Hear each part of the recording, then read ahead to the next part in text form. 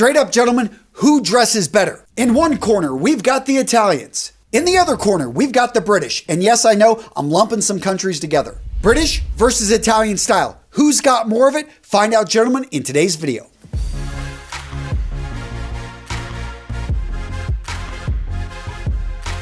Round one, attitude. Let's start things off with the English. If one word were to describe English style, it would be reserved. English style is all about the man shining, not the clothing. The clothing sits in the background. Clothing is worn neatly, correctly, and he follows proper protocols. Also, when it comes to patterns, when it comes to colors, very conservative. In summary, an Englishman's clothing serves as a neutral background so that his actions and his words can stand out. Now with Italian style, if we were to choose one word, I would go with flamboyance. Italian men are peacocks. They love bright colors. They love for their clothing to stand out and to grab attention. Northern Italians in Milan, they love vivid colors and edgy styles. Southern Italians in Rome, they're going to pull back on the color, but they're still going to have amazing style with their simpler cuts and sophisticated neutrals. It's from the Italians that we got the word sprezzatura, meaning an effortless looking style that actually required a lot of work. So who wins round number one? It's tough. It's like comparing apples to oranges,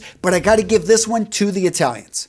So let me ask you a question. What if you didn't have to choose between British style and Italian style? What if there was a company out there that took the best of both, took British construction, British attention to detail, and mixed it with Italian flair and Italian fabrics? Gentlemen, that company is Gagliardi, the sponsor of today's video, and if you haven't checked out this company, you're in for a treat. So there are three things I absolutely love about Gagliardi. One is the attention to detail. They're using horn buttons. Their stitching is immaculate. I'm looking at the way that these pieces of clothing are put together. They are spot on. Next up, let's talk about their amazing fabrics. Cerruti, Zegna, Loro Piana. They make sure that they only work with the best manufacturers. So as soon as I saw those names attached with them, this is a great company that you're going to get quality fabrics. And last but not least, gentlemen, let's talk price. Gagliardi is a great deal. If you were to go to a store in New York, London, find something comparable, you would pay 3 times as much. Everything I'm wearing right here, you can find on their website. If you like the jacket I'm wearing, guys, it's the Viatorum Navy Twill Technical Waistcoat and Jacket. And besides looking good, this jacket's all about performance.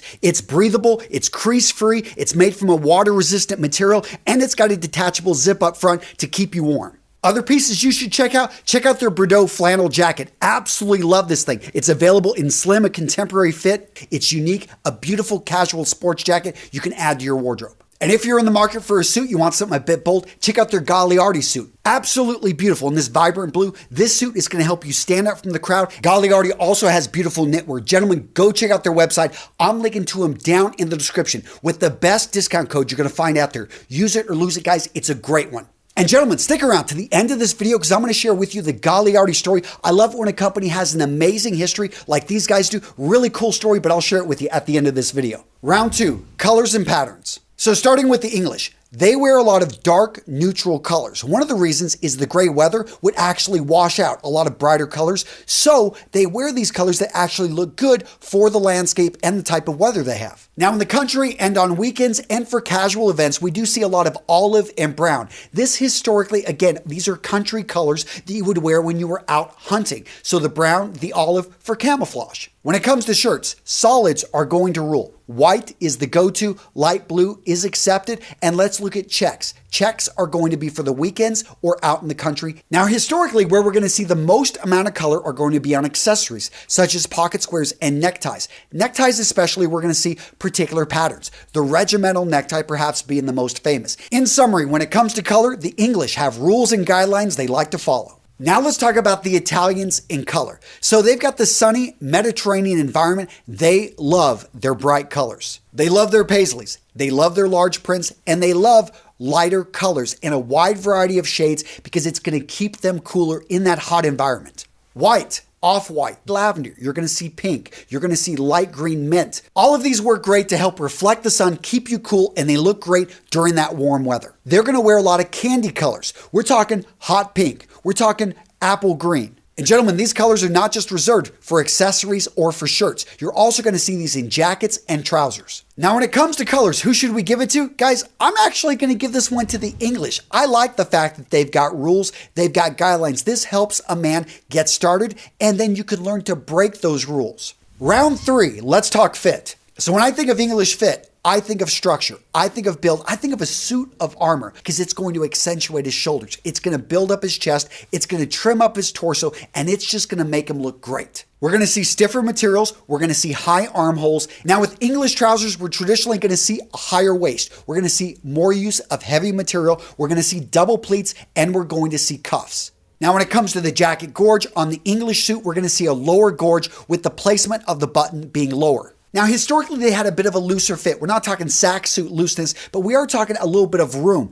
Now, the pendulum has started to shift, and we are seeing a closer fit, especially on shirts. Now, let's talk about Italian fit. So when I think Italian fit, I think no structure. I think a work of art that is made to fit onto the body. We're going to see soft shoulders. We're going to see a full floating canvas, or we're going to see a front jacket that actually has no canvas and is simply made to lay on the body, but it's cut in a way that it looks and fits amazing. Trousers are going to have a tapered waist, no break, no cuff. Now with the Italian jackets, we're not only going to see them cut shorter, but we're also going to see the gorge raised up because they're going to make the placement of the button a bit higher. All right, so who wins when it comes to fit? This one is tough, gentlemen. I'm going to give it a draw. Round 4, gentlemen, fabric. In general, when I think about English fabrics, I think heavy and durable. This is all about the environment. You want a fabric that's going to protect you from the rain, from the elements, from the cold weather, from the wind. The fabric that's the king of England, wool. Why? Because wool can take on about 30% of its weight in moisture and still feel dry, still keep you warm. So we're going to see wool being used in a wide variety of garments, predominantly in jackets and in trousers, but you'll also see it in shirts as well. Some of the most famous fabrics to come from the British, we've got tweed, and there's a wide variety of different options here. Perhaps the most famous, we've got Harris tweed. It comes in a wide variety of different colors and with different patterns. Other great English fabrics, we're going to see corduroy. We're going to see moleskin. We're going to see gabardine. Now over in shirts, as I said, we will see some wools, but in general, we're going to see heavier weave cottons. We're going to see twills. We're going to see broadcloth. We're going to see Oxford, and we're going to see flannels, both in shirts and in jackets, in trousers. Now with Italian fabrics, it's all about being lightweight, breathable, and having a nice flow in drape. Similar to the English, wool is going to be very strong, but we're going to see a tropical weight weave wool, and sometimes mixed with a cashmere or even a mohair. So the suit fabrics that they mill from these yarns, they are amazing. They've got a very nice drape to them. When you touch them, they feel incredibly luxurious. Let me give you a little bit of history here. The Italians have been doing this fabric thing for a long time. We're talking many of these mills have been in business for well over 500, 600 years. Now, when it comes to particular weaves and types of fabrics, we're going to see jersey, we're going to see hop sack, we're going to see a gauze weave oftentimes that allows the air to go in and out. Now with shirts, of course, we're going to see cotton. We're going to see a wide variety of weaves. We're going to see a basket weave. We're going to see poplin. But when we look at shirts, we're also going to see silk. But you'll also see linen. Yes, it takes a bit more ironing, but very breathable because of the weave and the way the fiber is actually made. So who wins when it comes to fabrics? Again, gentlemen, I got to give this one a draw. Both countries are kicking butt here. Now, gents, if you're enjoying this video, I would appreciate it if you would click on the like button. And if you're new to Real Men, Real Style, what are you waiting for? Click on that subscribe button, become part of our community. Click on that bell notification so you get these videos when they first come out. Round 5, let's talk about the reasons, the why men dress sharp in each of these countries. Now, I know I'm about to make a big sweeping statement, but when I think of an Englishman getting dressed, thinking about the reasoning for wearing what he does, it's all about society. And where does society and what do they expect? What is the uniform? If he wants to fit in at one level, fit in at another one. And there's a system, there's a set rule, set layout of how you need to dress to look that part. Now with the Italians, it's all about the individual. You can wear a wide variety of pieces. Yes, people are going to make judgments depending on what you wear, if you wear really something outlandish. But in general, you're going to see a lot more of the peacocking, a lot more of these guys wearing things that they feel and they want to look great. A lot of this comes down to history. The Italians didn't really get into the suit making game until the 1940s. And so we see that the suits over there are not so much constrained to class and order. All right, so who wins this round? I got to give it to the Italians. All right, Jen, so it looks like the Italians just barely edged out the English, but I know a lot of you guys are going to disagree, so let me know.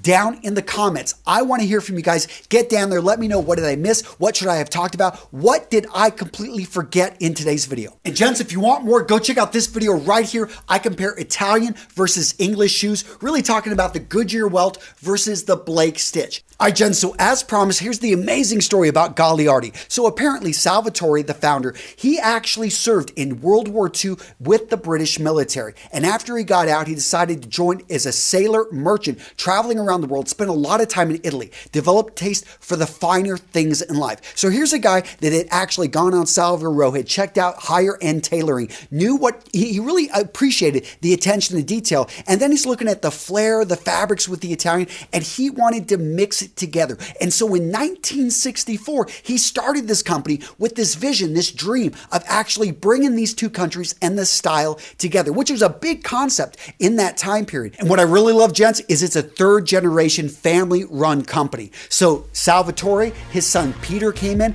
and now his grandson Sam is working with him. So I love stories like this. And if you go check out the website, guys, tons of great reviews. Free worldwide shipping. And again, guys, an amazing discount. I'm going to be linking to them down in the description. That's it, gentlemen. Take care. I will see you in the next video.